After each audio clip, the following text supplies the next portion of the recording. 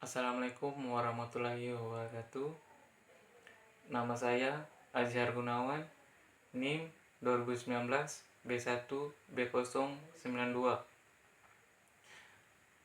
kelas C semester 2, Prodi Administrasi Publik. Di sini saya akan menjelaskan hasil resume saya tentang demokrasi Indonesia. Langsung saja, yang pertama, pengertian dan hakikat demokrasi.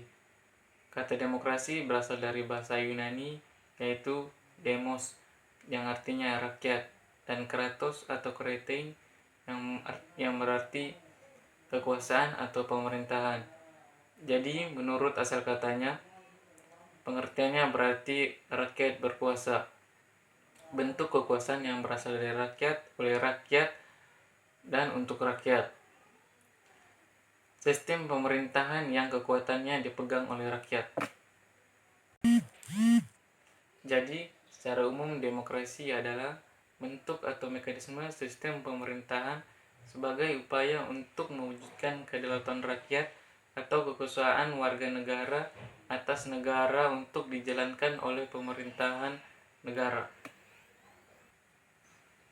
Hakikat demokrasi berkaitan dengan harkat dan martabat manusia yang paling hakiki, yakni hak dan kewajiban dalam penyampaian gagasan, pengambilan keputusan, pelaksanaan keputusan, serta pengawasan terhadap pelaksanaan suatu keputusan. Berikut ini ada dua pengertian demokrasi menurut para ahli. Yang pertama, menurut Aristoteles, demokrasi adalah suatu negara kebebasan, karena melalui kebebasanlah setiap warga negara bisa saling berbagi kekuasaan di dalamnya. Yang kedua, menurut Abraham Lincoln, demokrasi adalah pemerintahan dari rakyat, oleh rakyat, dan untuk rakyat. Selanjutnya, ide dasar demokrasi. Ide dasar demokrasi lahir di zaman Yunani kuno pada abad ke-4 sampai dengan abad ke-6 sebelum Masehi. Pada masa itu, negara kota Yunani melaksanakan sistem demokrasi di dalam membuat suatu keputusan politik dengan melibatkan partisipasi langsung oleh rakyat yang bertindak berdasarkan prosedur mayoritas. Ketentuan-ketentuan demokrasi diberlakukan hanya untuk warga negara resmi, yang merupakan sebagian kecil dari seluruh penduduk, dan tidak berlaku bagi budak dan pedagang asing. Gagasan demokrasi Yunani dikatakan hilang dari dunia barat ketika bangsa Romawi sebagai bangsa yang memahami kebudayaan Yunani dikalahkan oleh suku bangsa Eropa pada abad pertengahan 600 sampai 1400. Di sela-sela belenggu feudal, embrio demokrasi di Eropa Barat hadir ditandai dengan lahirnya dokumen Magna Carta pada tahun 1215. Pemikiran terhadap pentingnya demokrasi mulai muncul di Eropa Barat pada permulaan abad ke-16, di mana terjadi dua peristiwa penting, yaitu Renaissance dan Reformasi, yang mendapat banyak pengikut di Eropa Utara, seperti Jerman dan Swiss. Yang pertama, Renaissance. Renaissance muncul dalam upaya menghidupkan kembali kesastraan dan kebudayaan Yunani kuno. Ide dasarnya adalah kebebasan berpikir atau bertindak bagi manusia tanpa boleh ada orang lain yang menguasai atau membatasi dengan ikatan-ikatan. Sisi baik Renaissance adalah menghantarkan kehidupan dunia lebih modern, serta ilmu pengetahuan dan teknologi berkembang dengan pesat. Adapun sisi buruk dari Renaissance adalah berkembangnya sifat-sifat buruk dan asosial atau kontrasosial, seperti kebiasaan iri hati atau cemburu yang berakibat pada upaya saling bersiasat, menipu, ataupun melakukan apa saja yang diinginkan meskipun melalui cara yang tercela secara formal. Yang kedua, reformasi. Reformasi merupakan peristiwa kedua yang mendorong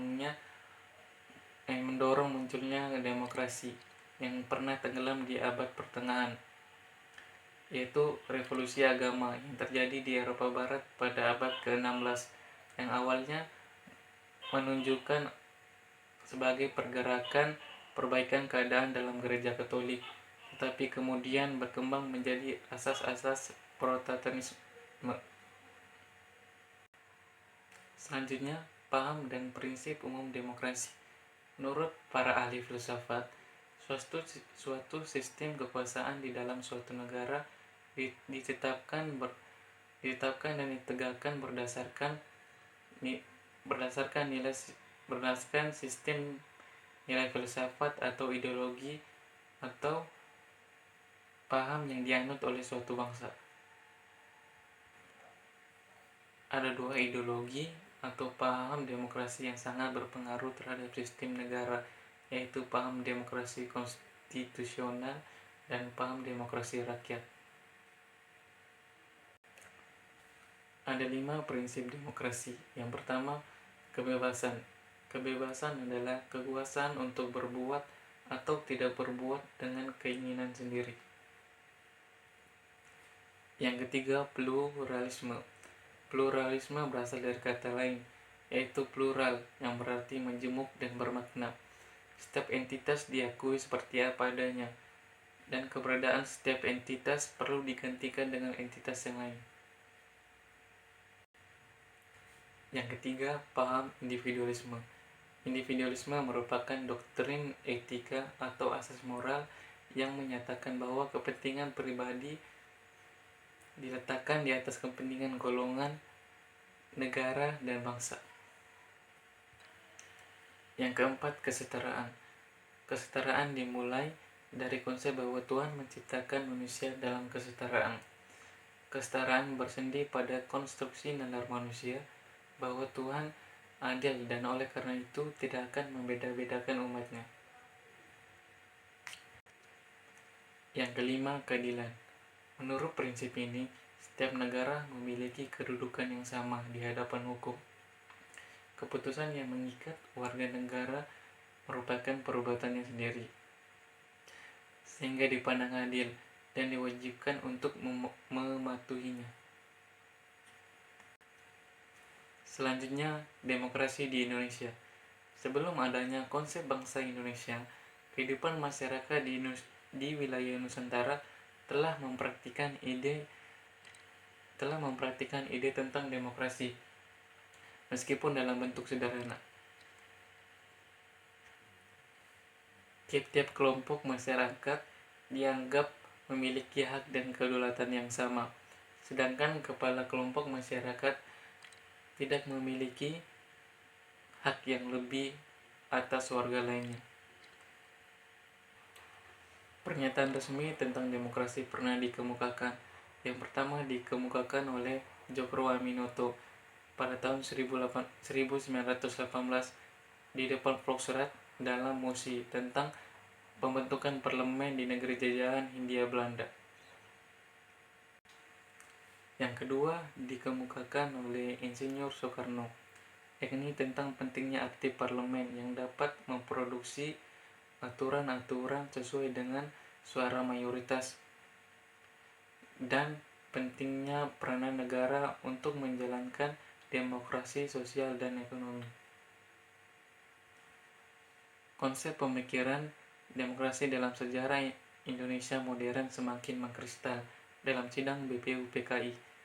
Cita-cita atau ide ada pada pendiri bangsa yang bersepakat bahwa negara Indonesia merdeka haruslah menjadi negara yang demokratis.